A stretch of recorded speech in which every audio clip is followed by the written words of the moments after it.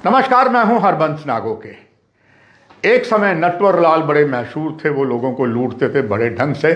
तब cyber crime नहीं था। अब साइबर क्राइम पूरे देश में आ चुका है, बल्कि पूरे विश्व में साइबर क्राइम इस समय जोरों पर है। पूरा प्रयास राज्य सरकारों का, यूटी सरकारों का और सबका चल रहा है, केंद्र सरकार का चल रहा है। और साइबर क्राइम में हम ना फंसें, इसके लिए बहुत सी योजनाएं, बहुत सी बातें सरकार कर रही है।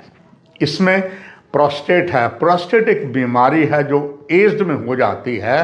आइए पहले इसके बारे में थोड़ा सा आपको हम बताते हैं, प्रोस्टेट क्या होता है और इसकी इंडिकेशन क्या होती है।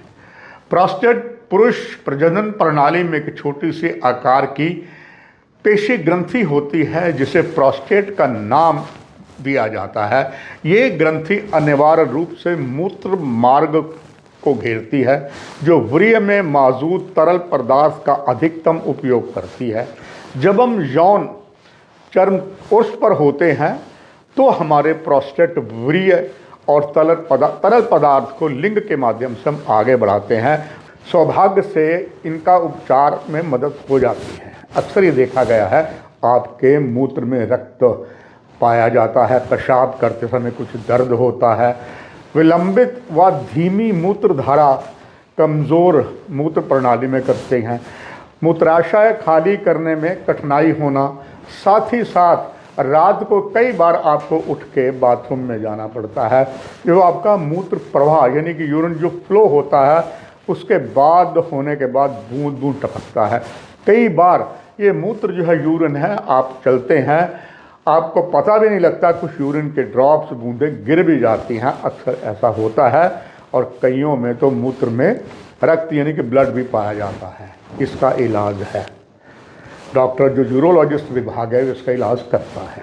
मगर ऐसे बीच में अब जो जितने भी साइबर क्राइम वाले हैं, उन्होंने एक नई गेम खेली है जिसमें आपको फंसा लेते हैं, खास करके जो प्रोस्टेट के मरीज़ हैं।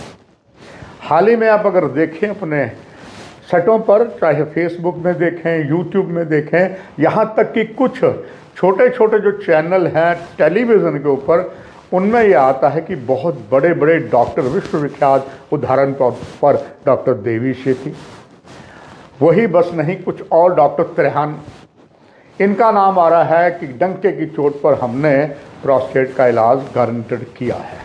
और इसका जो विज्ञापन है, बड़े बड़े एंकर, जैसे कहा जाता है कि अक्सर कहा जाता है अर्नब गोस्वामी को, जिनका रिपब्लिक टीवी है, और इनके लिए इनको स्टिग्मा लग गया है कि ये गोदी मीडिया है। इन पर भी ऐसा बहुत सा प्रचार आ रहा है। अर्नब गोस्वामी आपको बोलते हुए फेसबुक में, ट्विटर में, व्हाट्सएप में नज़र आ जाते हैं कि ये दवाई इतना किया है, इसमें इतनी इतनी बड़ी चीज़ें हैं, भारत सरकार ने इसे एक्सेप्ट कर लिया है और इससे शर्तिया इलाज है। अब अगर वो गोदी मीडिया वाले अर्नब गोस्वामी का नाम देते हैं तो रवीश कुमार जी को कोई भी नहीं कहता कि ये गोदी मीडिया है। वो तो डंके की चोट पर बात करते हैं, कुछ और भी है, और उनका अपना यूट्यूब चैनल है। और अधिकतर लोग, जैसे एक समय में मुझे याद है कि लोग दूरदर्शन की जगह BBC को पसंद करते थे। फिर ये भी आया, सरकार की असली कारगुजारी देखनी हो तो टेलीविज़नों में कम नज़र आती है, मगर सोशल मीडिया में बहुत ज़्यादा नज़र आती है, ख़ास करके यूट्यूब में। उसमें अगर देखा जाए तो रवीश कुमार का नाम नंबर 1 है।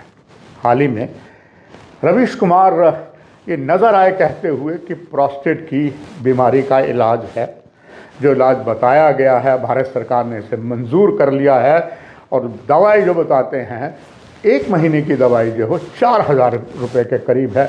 नंबर भी दिया है, इस नंबर आप करें फ़ोन। जब आप फ़ोन करते हैं, पहले आप अपना नाम लिख दें, फेसबुक में अक्सर ही आ रहा है, जब अपना नाम ही लिखते हैं, और अगर आप बहुत ज़्यादा एक्टिव हैं तो जैसे ही अपना नाम लिखेंगे आपका टेलीफोन नंबर आ जाएगा। कुछ देर के बाद आपको कॉल आएगी। इतने प्यार से बोलते हैं वो, जी ये आपका नाम है, हमने आपको दवाई लेनी है, आप अपनी बीमारी बताएं। तो बनी बात है, जब ऐसी बात होती है, टेलीफोन वाला जो आपको करता है मोबाइल, आप अपनी बीमारी बताते हैं, मुझे इतने कप प्रोस्टेट की मात्रा होती है, 18% है, 20% है, 24 है, वगैरह वगैरह।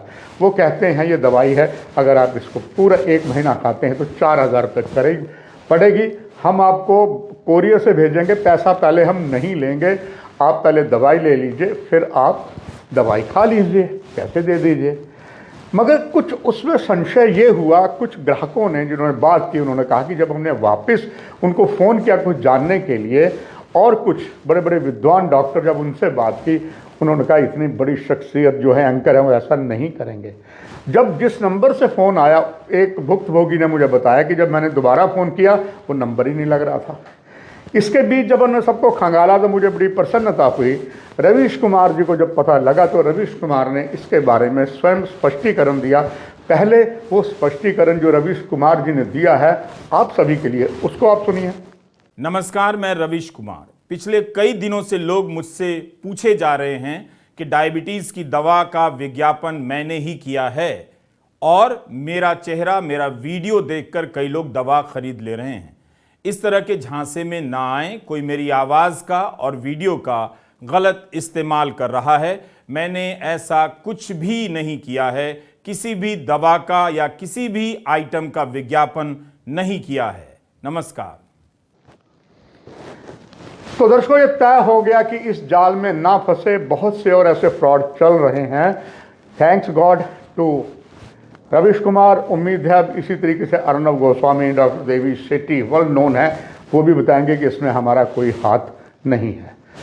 ये तभी मीडिया का कार्यक्रम आपको एक अवेकनिंग देने के लिए किया है। आप इस पर अमल ज़रूर करें। नमस्कार।